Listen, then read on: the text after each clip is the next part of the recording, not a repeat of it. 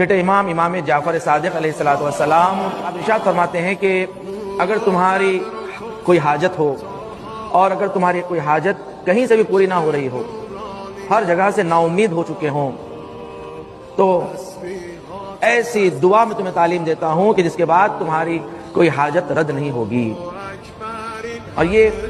آیت اللہ مراشی نجفی کی وصیتوں میں سے بھی ہے۔ انہوں نے خاص طور سے وصیت کی تمام شیعوں کو اور مخصوصاً طلاب علوم دینی کے لیے، علماء کے لیے، اور یقیناً آیت اللہ مراشی نجفی بھی اس کے پابند تھے۔ یہ چھٹے امام کی روایت ہے، تو دعا انہوں نے تعلیم دی کہ اپنی نمازوں کا جز بناؤ، تمہاری حاجت اگر کہیں سے پوری نہ ہو رہی ہو، یہ دعا میں تمہیں تعلیم دیتا ہوں، یہ دعا کو پڑھا کرو، اللہ تم مانگنے سے پہلے تمہیں عطا کرے گا۔